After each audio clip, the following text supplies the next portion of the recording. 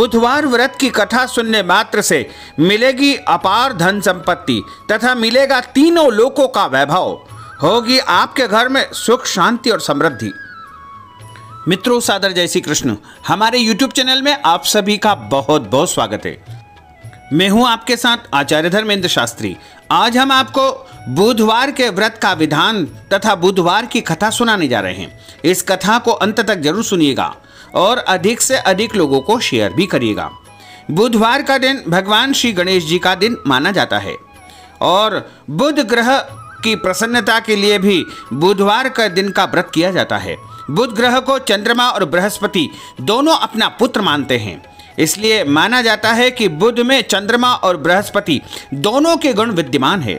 सप्ताह के लिहाज से बुधवार सप्ताह का चौथा दिन होता है, इसलिए भगवान श्री गणेश जी की पूजा करना बहुत ही शुभ माना जाता है। भगवान कृष्ण और भगवान विष्णु का भी इस दिन विशेष पूजन किया जाता है। हालांकि इस दिन शुभ कार्यों के लिए यात्रा करना वर्जित माना गया है। इसी कारण विवाहित स्त्री को मायके से ससुराल नहीं भेजा जाता है और बुधवार का व्रत करने से सुख, शांति, समृद्धि रहती है तथा उत्तम विद्या बुद्धि की प्राप्ति होती है। इसके अलावा बुधवार के दिन बुधवार का व्रत करने मात्र से मनुष्य की सारी मनोकामनाएं पूर्ण हो जाती है।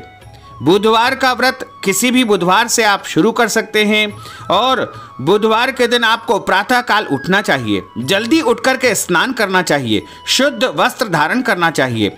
उसके बाद तैयार होकर के सबसे पहले भगवान गणेश जी का पूजन करना चाहिए। उनके सामने मन ही मन आपको संकल्प करना है कि आज मैं बुधवार का व्रत करूंगा। पूरे दिन व्रत करें तथा उस दिन प्रयास करें कि हरे रंग के कपड़े आपको पहनना चाहिए, हरे रंग की वस्तु फलाहार में उपयोग करें तथा शाम के समय गणेश जी का पूजन करके उनको सभी वस्तुओं के साथ विशेष रूप से सिंदूर, दुर्वा और लड्डू या फिर गुड़ का भोग लगा करके प्रार्थना करनी चाहिए। उसके बाद व्रत का समापन करना चाहिए। पूरे दिन फलाहार करने के बाद शाम के समय भोजन करना चाहिए। व्रत में हरे रंग के वस्त्र, फूल या सब्जी का प्रयोग करना चाहिए। इस दिन एक समय दही, मूंग या दाल का हलवा या फिर हरी वस्तुओं से बनी चीज़ों का सेवन करना चाहिए। इस विधि विधान से यदि बुधवार का व्रत किया जाए तो आपके घर में भगवान गणेश जी की रिद्धि सिद्धि के साथ में, माता महालक्ष्मी के साथ में, भगवान कुबेर के साथ में भगवान भोलेनाथ की विशेष कृपा होने लगती है और भगवान गणेश जी की कृपा से आपके घर में सभी प्रकार की सुख, शांति, समृद्धि बनी रहती है। हमारे धर्म ग्रंथों में तथा पुराणों में बुधवार की कथा का इस प्रकार वर्णन किया गया है। बोलिए गजानंद गणपति भगवान की जय। पौराणिक ग्रंथों में बुधवार के व्रत की कथा कुछ इस प्रकार है। बहुत समय पहले की बात है। एक साहूकार का नया नया विवाह हुआ था। उसकी पत्नी मायके गई हुई थी। नया नया विवाह था, नई नई उमंग थी। साहूकार का परिवार भी कुछ खास बड़ा नहीं था। जो रिश्तेदार थे उनके घर बहुत दूर के थे। अब साहूकार को अकेलापन खाए जा रहा था, उससे रहा न गया और साहूकार जा पहुंचा अपने ससुराल। साहूकार की बड़ी आव भगत हुई, लेकिन ससुराल में तो अपनी पत्नी से खुलकर बात करना दूर, सूरत देखना तक मुश्किल हो रहा था। अगले ही दिन साहूकार ने कह दिया कि विदाई की तैयारी कर लीजिए, हमें निकलना है, अपने घर जाना है। अब संयोगवश उस दिन बुधवार का दिन था। सास ससुर ने समझाने का बहुत प्रयास किया कि बेटा आज बुधवार का दिन है। इस तरह बेटी की विदाई पहले बार यदि करते हैं तो बुधवार के दिन करने का नहीं रिवाज है। विदाई की जो है रस्म किसी और दिन कर सकते हैं, लेकिन बुधवार के दिन हम लोग बेटी की विदाई नहीं करते हैं। किसी भी शुभ कार्य के लिए यात्रा पर जाना बुधवार का दिन शुभ नहीं माना जाता है। लेकिन साहूकार बिल्कुल नहीं माना और कहा मैं इन सब बातों को नहीं मानता हूँ, इन पर विश्वास नहीं करता हूँ। आप तो हमें जाने का आशीर्वाद दीजिए। अब अपने दामाद के आगे सास ससुर की कहाँ चलने वाली थी। मन मसो करके तैयारी करनी पड़ी। बेटी की विदाई कर दी गई। अब चलते चलते रास्ते में साहूकार की पत्नी को प्यास लगी। साहूकार जैसे पानी लेने के लिए जाता तो वापस आते ही उसकी हैरानी का कोई ठिकाना नहीं रहा। अपने ही हम शक्ल को गाड़ी में पत्नी की बगल में बैठा हुआ देखा उसने। उसकी पत्नी भी एक शक्ल के दो व्यक्तियों को देख करके परेशानी में पड़ गई कि उसका असली पति कौन सा है। जैसे ही साहूकार ने पत्नी के पास बैठे व्यक्ति से पूछा कि वह कौन है, तो पलट करके जवाब दिया कि भैया मैं तो फला नगर का साहूकार हूं और फला नगर से अपनी पत्नी को लेकर के आ रहा हूं। तुम बताओ तुम कौन हो जो मेरा वेश धारण करके यहां पर कबाब में हड्डी बनने के लिए आ धमके हो। इस प्रकार की दोनों बहस करते रहे। बहस करते करते दोनों में झगड़ा हो गया। झगड़े को देखते हुए राज्य के सिपाही वहां आ पहुंचे और साहूकार को पकड़ ले गए। अब सिपाही के चक्कर में जो है बड़ा परेशान हो गया। दोनों की शक्ल तो एक समान है। उन्होंने साहूकार की पत्नी से पूछा कि उसका पति इनमें से कौन सा है और वह सच सच बता दे। वह बेचारी क्या जवाब देती। तब साहूकार ने हाथ जोड़ लिए और भगवान से विनती करने लगा कि भगवान यह आपकी क्या माया है। तभी आकाशवाणी हुई कि हे मूर्ख, याद कर कुछ देर पहले ही तूने अपने सास ससुर की आज्ञा न मान करके और बुधवार के दिन का अपमान किया है। बुध का अपमान किया है। बुधवार के दिन तू अपनी पत्नी को मायके लेकर चल पड़ा, जबकि तुझे इस दिन गमन नहीं करना चाहिए था। यह स्वयं बुद्धदेव है जो तुझे सबक सिखाने के लिए तुम्हारे वेश में आए हैं। तब साहूकार ने कान पकड़ करके क्षमा प्रार्थना की और कहा कि आगे से कभी भी ऐसा नहीं करूंगा और ऐसा वचन दिया। साथ ही ये भी बोला कि अब मैं आगे से बुधवार का नियम पूर्वक हमेशा व्रत पालन करने का संकल्प करता हूं। तब जाकर के साहूकार के रूप में प्रकट हुए बुद्ध देवता अंतर्ध्यान हुए और साहूकार अपनी पत्नी को लेकर के घर जा सका।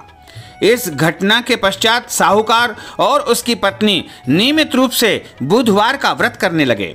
मान्यता है कि जो भी व्यक्ति इस कथा को कहता है या सुनता है या फिर पढ़ता है, उसे बुधवार के दिन यात्रा करने से किसी तरह का दोष नहीं लगता है और समस्त सुखों की प्राप्ति हो जाती है। बुध ग्रह की शांति के लिए, घर में भगवान गणेश जी की कृपा के लिए सर्व सुख के इच्छुक स्त्री पुरुष बुधवार के इस व्रत को करते हैं। ज्ञान, बुद्धि, कार्य, व्यापार आदि में उन्नति के लिए बुधवार का व्रत बेहद ही शुभ फलदायी माना जाता है। बुधवार के दिन बुध देवता के साथ साथ भगवान श्री गणेश जी की तथा रिद्धि सिद्धि की पूजा करने का भी विधान बताया है। बुधवार से जुड़ी एक और कथा है जो इस प्रकार है। समतापुर नगर में मधुसूदन नाम का एक व्यक्ति रहता था। वह बहुत धनवान था। मधुसूदन का विवाह बलरामपुर नगर की सुंदर लड़की संगीता के साथ संपन्न हुआ। एक बार मधुसूदन अपनी पत्नी को लेने बुधवार के दिन बलरामपुर गया।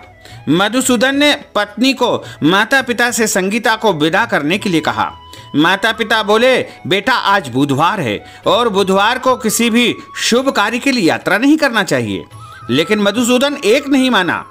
उसने ऐसी शुभ अशुभ बातों को न मानने की बात कही और दोनों ने बैलगाड़ी से यात्रा प्रारंभ की। 2 कोस की यात्रा के बाद उसकी गाड़ी का एक पहिया टूट गया। वहां से दोनों ने पैदल यात्रा शुरू कर दी। रास्ते में संगीता को प्यास लगी। मधुसूदन उसे एक पेड़ के नीचे बैठा करके जल लेने चला गया। थोड़ी देर बाद जब मधुसूदन कहीं से जल लेकर के वापस आया तो वह बुरी तरह से हैरान हो गया, क्योंकि उसकी पत्नी के पास उसकी ही शक्ल सूरत का एक दूसरा व्यक्ति बैठा था। संगीता भी मधुसूदन को देख करके हैरान रह गई।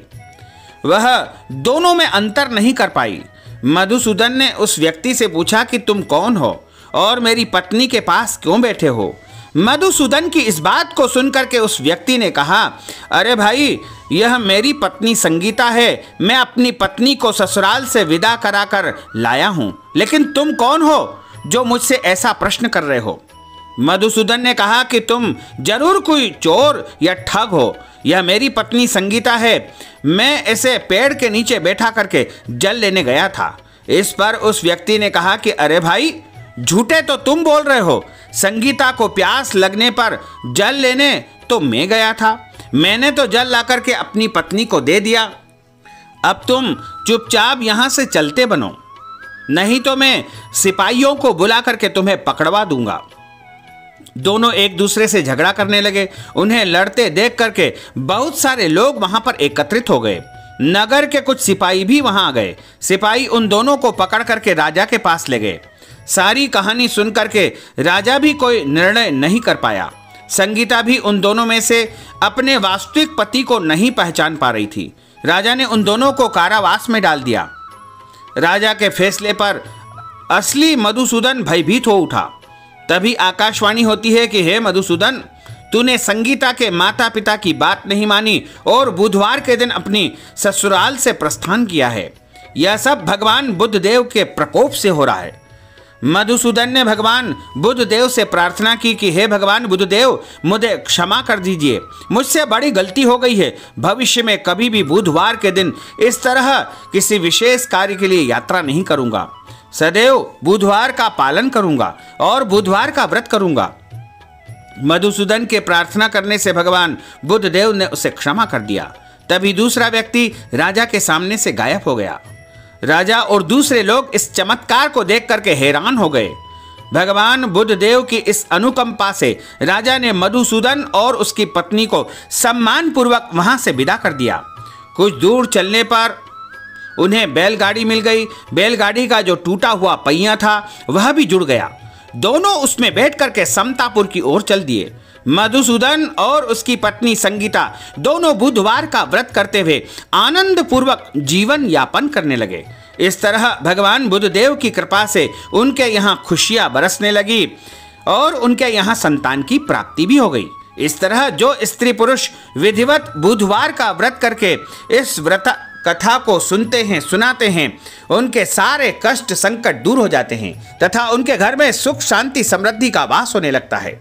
तो भक्तजनों, हमने जो ज्ञानवर्धक कथा आपको सुनाई है उसको आप अधिक से अधिक लोगों को शेयर करिएगा, लाइक करिएगा, कमेंट करिएगा और यदि अभी तक आपने सब्सक्राइब नहीं किया है तो अभी और इसी समय सब्सक्राइब अवश्य कर लीजिए। आपको और आपके परिवार को सादर जय श्री कृष्ण, सादर धन्यवाद।